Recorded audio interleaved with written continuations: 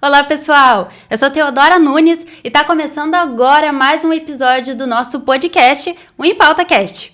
No episódio de hoje, a gente vai conversar um pouco sobre os cuidados da saúde mental na infância, o papel da escola e da família e a importância de promover o suporte emocional desde cedo.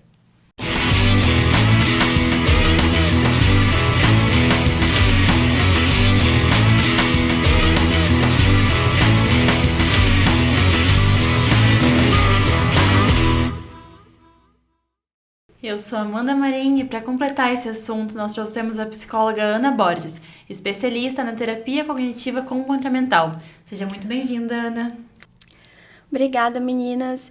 Fico muito feliz pelo convite, fico grata por isso. É sempre um prazer estar aqui, né, na UFPEL, o lugar onde me formei. Então, sou formada pela UFPEL. Vim do interior de São Paulo para estudar aqui e acabei trabalhando aqui, me casei aqui e por aqui fiquei. Então, segui com a clínica no atendimento infantil e adulto também. A minha especialidade também é em ABA, que é a terapia de análise de comportamento aplicada, e também Denver, que é aquela abordagem mais naturalista que a gente consegue trabalhar com crianças desde bem novinhas, assim. A gente vai iniciar o programa de hoje trazendo alguns dados importantes para contextualizar o nosso papo. Segundo a Organização Mundial da Saúde, cerca de 50% dos casos relacionados à saúde mental têm início ainda na infância, antes dos 14 anos de idade. Ainda assim, muitos casos passam despercebidos ou não recebem acompanhamento adequado. A OMS recomenda a promoção do bem-estar desde os primeiros anos de vida, com foco no desenvolvimento de habilidades socioemocionais, no fortalecimento dos vínculos familiares e na oferta de ambientes seguros para o crescimento infantil. Agora, para começarmos de fato a nossa conversa, vamos às perguntas. Ana, por que tu decidiu seguir na área de saúde mental infantil? O que te levou a essa decisão? Então, durante a graduação a gente tem os estágios ali e a gente procura os que remuneram a gente, né? Porque principalmente quem vem de fora precisa desses estágios remunerados. E um dos lugares era a Unimed, né? Que tinha ali esse estágio de aplicadora ABA. Então, eu iniciei ali pelo 6º, 7º semestre como aplicadora ABA, que foi um grande momento, assim, da virada, porque antes eu nunca tive interesse por trabalhar com crianças. E ali, trabalhando com crianças, principalmente crianças com TEA, né? Que é o transtorno do espectro autista, eu pude me apaixonar por esse mundo e iniciei ali, e depois que me formei, o meu grande sonho era seguir na área, e aí eu consegui emprego em uma clínica, então já comecei a trabalhar ali depois de uma semana de formada e continuei. Agora, né, como eu anunciei, eu não estou fazendo mais o atendimento infantil, mas por conta de várias demandas, pelo meu diagnóstico tardio também de TEA, então eu encerrei esse lindo ciclo aí, mas com muito aprendizado. Ana, que legal. Durante todos esses anos que tu teve nessa área, lidando diretamente com as crianças, quais foram os principais sinais que tu, como psicóloga, consegue observar e tem resultados aí na comunidade acadêmica de crianças que estão enfrentando dificuldades emocionais? Os primeiros sinais que elas apresentam, como que tem essa percepção? Então, o meu público principal eram crianças dentro do espectro e a gente consegue perceber principalmente o atraso dos marcos de desenvolvimento. Então, por isso, os pais precisam ficar muito atentos, né? Então, o que é esperado para a criança fazer do 0 aos 2 anos? Ela tá engatinhando, ela tá rolando. Então, tudo ali que a gente estuda sobre os marcos de desenvolvimento, eles precisam estar dentro. Então, não tem aquela coisa de cada criança tem seu tempo. Precisam ser respeitados, porque se você tem uma criança que tá atrasada nesses marcos e você demora muito para dar esse atendimento, para fazer essa intervenção, ela pode estar perdendo tempo de conseguir se desenvolver e chegar junto, né, com uma criança neurotípica, porque isso é possível. Quando a criança ela entra nesse tratamento bem cedo, né, principalmente Denver, precoce, e aí ela consegue acompanhar, e aí ela, por exemplo, uma criança às vezes que era nível 3 de suporte se torna 1, então isso é muito legal pra gente. E aí crianças que a gente tem fora, a gente consegue perceber muitos aspectos, como por exemplo, os pais, eles conhecem muito bem os filhos, então quando uma criança ela começa a apresentar uns comportamentos diferentes, como ficar mais irritada, às vezes ela gostava muito de brincar e ela perdeu isso, que fica só na TV. Uso excessivo de telas também, a gente tem isso como muito importante. Precisa ficar muito atento à escola. O que está trazendo de demanda da escola, né? O que os professores estão observando, já que os professores ficam muito tempo com essas crianças. Então, observar essas pequenas mudanças que, às vezes, pode parecer normal, né? Mas pode estar escondendo uma grande coisa. A criança sofrendo bullying na escola. Os pais estão passando por alguma situação, porque isso pega muito. Principalmente crianças que a gente acha que elas não estão entendendo, elas não estão ouvindo o que a gente está falando, mas elas captam tudo. Então, às vezes, o comportamento dela está mudando por algum atrito com os pais, ou ela está preocupada por conta de alguma coisa, e os pais não conseguem se comunicar com ela. E aí a criança, ela tende a achar muito que tudo é culpa dela. Porque, imagina, a criança nasce e o mundinho dela é pequeno. Então, ela é a protagonista do mundinho. Então, tudo que acontecer de ruim na volta, ela vai levar sobre ela. Não, a culpa é minha mãe tá assim por minha causa, meu pai tá assim por minha causa. E aí, ficar muito atento a isso. Tu falou um pouco sobre a escola. Quais estratégias tu acha mais importante no âmbito escolar, da coordenação, dos professores, para identificar uma criança com espectro autista? Então, é justamente isso, ficar bem atento aos marcos de desenvolvimento, ver se aquela criança, ela tá conseguindo acompanhar as outras. Porque muitas vezes, as crianças, principalmente com TEA, elas são taxadas de preguiçosa. Crianças com TDAH são taxadas como inquietas, que não conseguem obedecer. Mas por quê? Imagina uma criança com TDAH ou com TEA que tem muita dificuldade de permanecer no lugar. Então, ela vai querer ficar levantando pra conversar, ela vai ficar fazendo bagunça, né, o que é dito como bagunça. Mas aí, o que a gente consegue montar de estratégia por trás? Às vezes, essa criança, ela precisa dar uma volta, e tá tudo bem, porque ela vai se regular dando essa volta. Essa criança precisa de um brinquedo sensorial, ela precisa que o professor de educação física, por exemplo, faça algum circuito pra ela conseguir liberar essa energia. Então, essa conversa com os coordenadores é muito importante, porque precisa estar tudo muito alinhado. A estratégia do professor, né, como ele vai manejar isso com a escola. Então, conversar com os pais. Por exemplo, eu tive um paciente que a gente foi na escola e a gente fez todo um ajuste. E foram coisas pequenas que mudaram, que fizeram muita diferença. Por exemplo, ele conseguiu sair 10 minutinhos durante a aula para ir na biblioteca, para sair do meio do ambiente de tanto ruído. Ele conseguir ter esse circuito feito pelo professor de educação física. Ele poder sair um pouco mais cedo da aula, porque antes a aula acabava 11h45 e mudou pra meio-dia. E pra criança com TEA, isso é horrível, né? E aí, conseguir sair um pouquinho mais cedo, que não vai fazer diferença na vida acadêmica dele, mas vai fazer diferença em como ele vai enxergar esse momento, né? Se ele vai querer parar de ir pra escola, que foi o que estava acontecendo, a criança perde interesse, ou não. Ana, essa tua fala me trouxe uma dúvida, porque quando a gente fala em diagnóstico, principalmente com crianças, isso é muito difícil, né? Porque eles ainda estão em uma fase de desenvolvimento.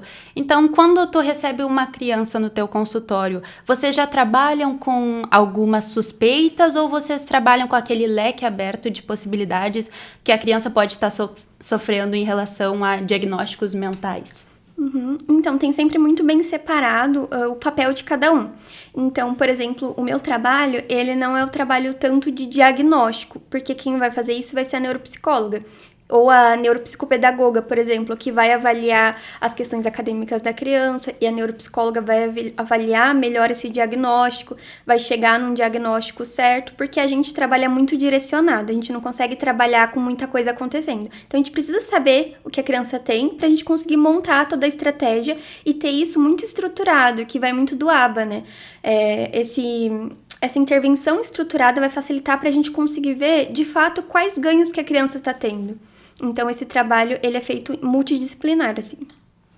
E como é que os pais podem observar quais os principais alertas, os principais sintomas de que tem algo errado, por exemplo, além da rotina? Uma criança menor, assim, que não tem ainda uma rotina fixa, como é que ela pode observar os pais que meu filho pode ser um neurodivergente? Uma das coisas que é muito comum nas crianças é que elas não respondem ao chamado pelo nome. Então, o que é comum das crianças? Chama pelo nome, a criança vai olhar. Muitas crianças com TEA, você chama, ela não vai olhar. E aí também tem a parte do desenvolvimento motor. Ela tá gatinhando, ela tá rolando no tempo que é pra rolar, ela tá apontando, tem muita criança que não aponta, ela tá socializando, como que é essa socialização dela com pares? Porque a ideia, somos seres humanos sociáveis, né? Então a tendência é que a gente queira estar com outros. Então se a criança se isola muito, se ela tem esse brincar muito no mundinho dela, ou se ela não tem um brincar funcional, se ela não consegue pegar um brinquedo e brincar, se ela fica só olhando, só manejando, fazendo estereotipias, né, que entra também a questão da estereotipia, perceber uma sensibilidade maior a sons, mas assim, é um espectro, né, nem toda criança vai fazer a mesma coisa. Tem criança, por exemplo, que ela não vai ter diagnóstico, porque vai passar como se fosse aquela criança tímida demais, aquela criança muito birrenta, mimada, e aí quando vê, tá na vida adulta uma pessoa autista que nunca foi diagnosticada e sofreu durante toda a vida com isso. Agora eu fiquei pensando um pouco, a gente poderia trabalhar de tu nos explicar sobre o TEA em si e quais consequências ele teria para uma criança que não foi trabalhado isso desde a infância para um adulto agora. Isso é muito importante, é algo muito em pauta, assim, na minha vida, porque eu fui uma pessoa diagnosticada tardiamente. Eu fui diagnosticada nesse ano aos 25 anos, quando eu comecei a perceber muitas coisas, né, durante tanto estudo, dos marcos de desenvolvimento, conversando com a minha mãe, percebendo como que isso me afeta hoje e como eu fiz muito masking, que é principalmente mulheres que a gente acaba fazendo. O que seria o masking? Esse mascaramento dos sintomas. Então, por exemplo, se tem a mão muito agitada, quer ficar mexendo nas coisas, você vai controlar a mão aqui. E aí você vai estar mexendo outras coisas. Aí você vai morder dentro da boca, vai ficar tirando pelinha dos dedos. Quando era criança eu arrancava cabelo, escondia pra minha mãe não ver, porque minha mãe, né, sabe, né? Algumas mães não aceitam muita coisa, então acha que, ela tá só nervosa, mas aí eu roí até os dedos do pé. Então, assim, com 2 aninhos já tava roendo as unhas do dedo do pé. E aí, como isso refletiu no hoje, foi que eu cresci uma criança extremamente tímida, que eu não conseguia socializar, eu não conseguia desenvolver esse repertório, e aí todas as oportunidades da minha vida, elas foram muito difíceis. Então, por exemplo, o primeiro trabalho na escola, para apresentar trabalho, para conseguir me envolver nesse ambiente de trabalho e entender como que aquelas relações elas estavam funcionando, porque no meu espectro, né, tem muita questão de não entender algumas dinâmicas sociais. E se eu tivesse tido esse repertório de habilidades sociais antes, talvez eu não teria passado por tanta coisa que eu passei. Então minha mãe achava que eu não parava nos trabalhos porque eu era mimada, só que eu não fui uma criança mimada. Foi porque eu me exauria, eu chegava no máximo. E aí eu nunca entendia por que eu participava de alguma festa, algum evento, e depois eu passava uma semana mal, com dor de cabeça, ou ia num lugar que eu não queria, interagir com pessoas que eu não queria, e quando eu voltava, já fui pro hospital com pressão alta, por exemplo. Então, se eu tivesse entendido tudo antes, né, quais eram os meus limites, como que eu poderia manejar cada uma dessas situações, nossa, eu teria poupado muita coisa. Tu comentou um pouco sobre como uma criança que é tratada desde o começo pode melhorar o nível do TEA, né? Tu pode nos explicar um pouco de características de cada um dos níveis? São características muito abertas, né? Mas a gente tem os níveis de suporte. Então, por exemplo, o nível de suporte 1 é aquela pessoa que ela não precisa necessariamente de suporte para sobreviver. Ela consegue trabalhar, ela consegue manter uma casa, seguir uma rotina, ela não precisa de ninguém falando para ela que ela tem que comer ou não. Porque às vezes a pessoa com autismo, ela perde até a noção das sensações, ela não sabe se ela tá com fome. E aí vai ver a pessoa tá comendo mal, tá desnutrida. Então a gente tem isso. Aí no nível de suporte 2, a gente também entra nessa, né? Que aí às vezes a pessoa, ela até trabalha, mas ela não para em serviço nenhum. Ela até consegue alguma coisa, mas ela tem a vida muito prejudicada por conta de todos esses déficits que ela tem no desenvolvimento.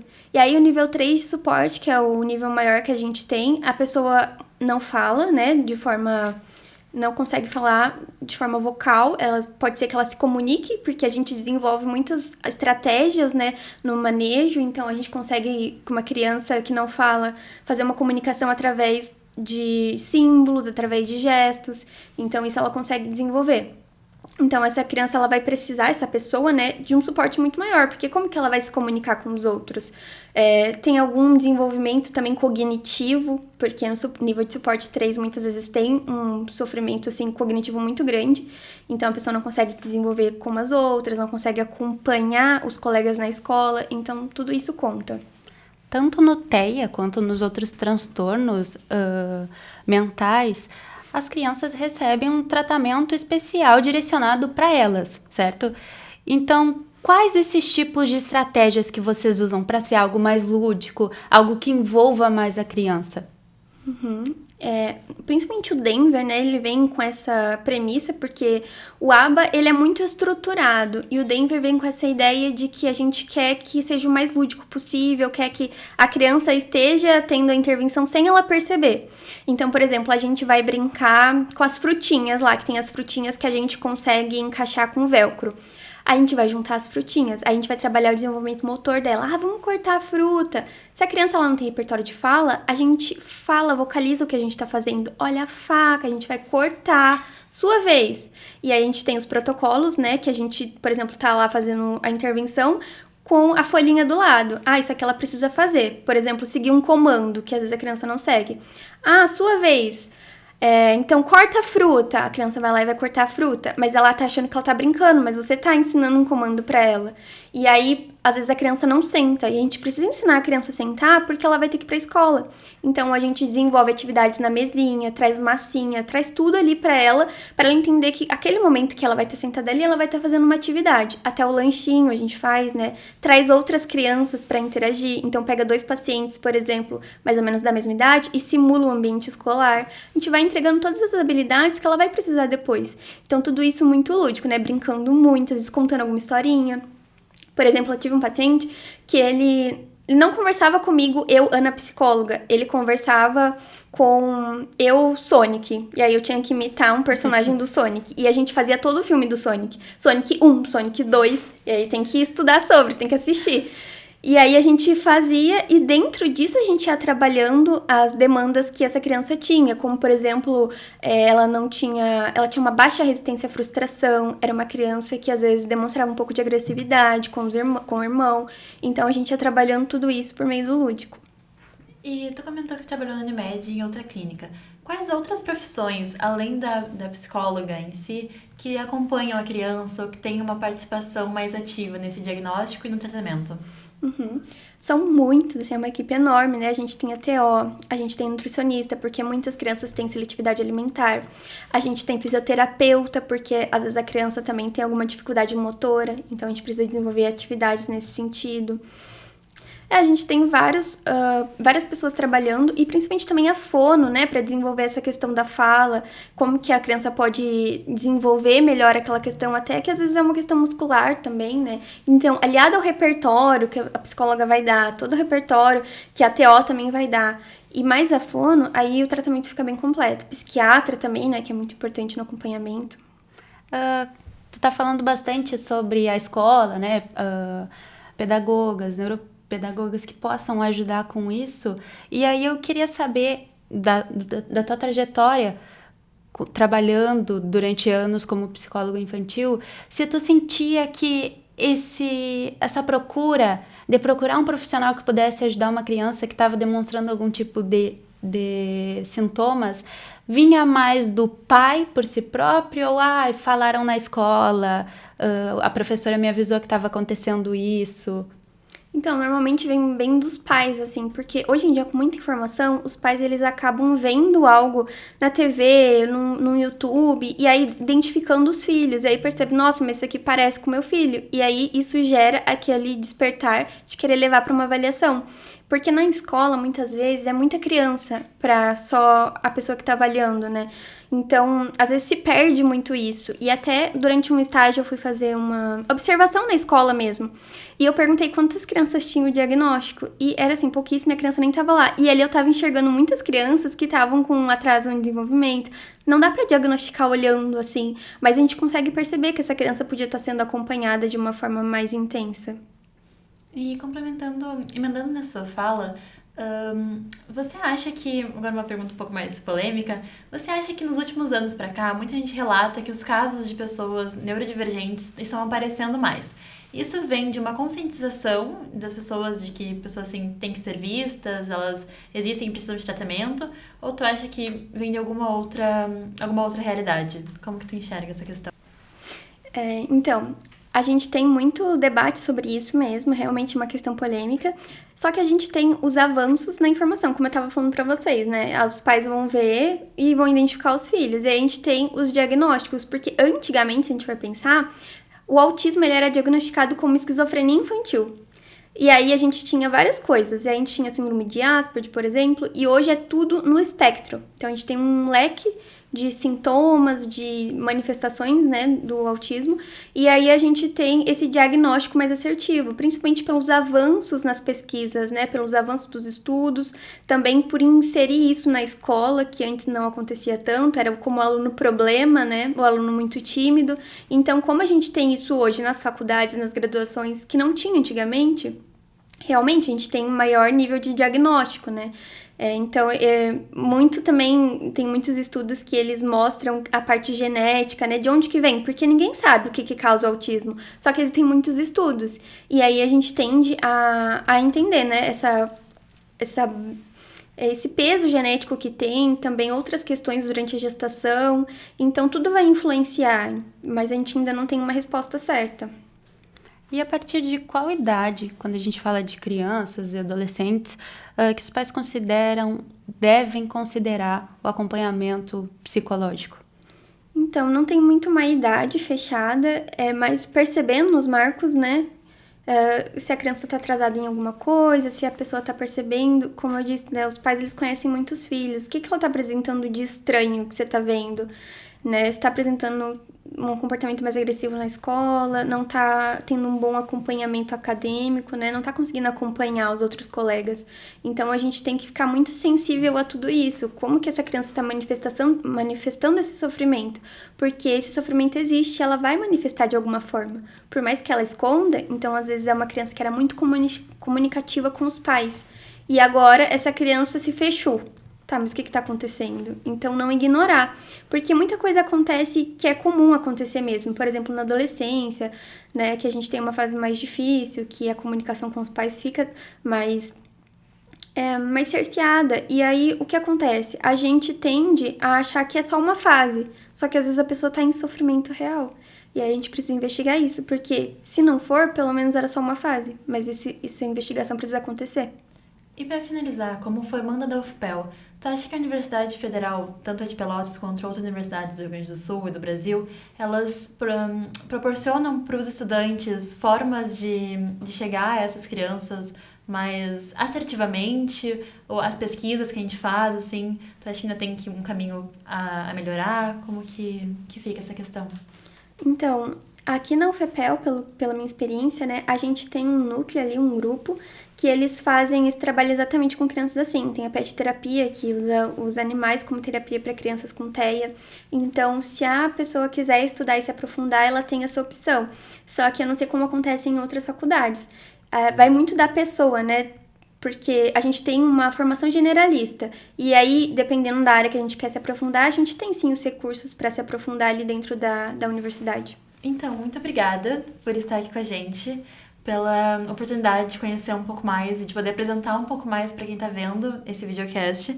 Essa é uma conversa muito fundamental para a gente entender como acontece o tratamento e afins. E que a saúde mental, o cuidado pode começar desde muito cedo, né? Desde a escola, desde o berçário e afins. Muito obrigada, Ana. Foi muito bom, de verdade, te ter aqui com a gente. E obrigada a você também, que acompanhou a gente até aqui nesse episódio. Você não esqueça de compartilhar este episódio com outras pessoas para que eles tenham conhecimento sobre tudo que a gente conversou por aqui. E lembre-se, cuidado com a saúde mental infantil é um ato de amor e de responsabilidade. Até mais!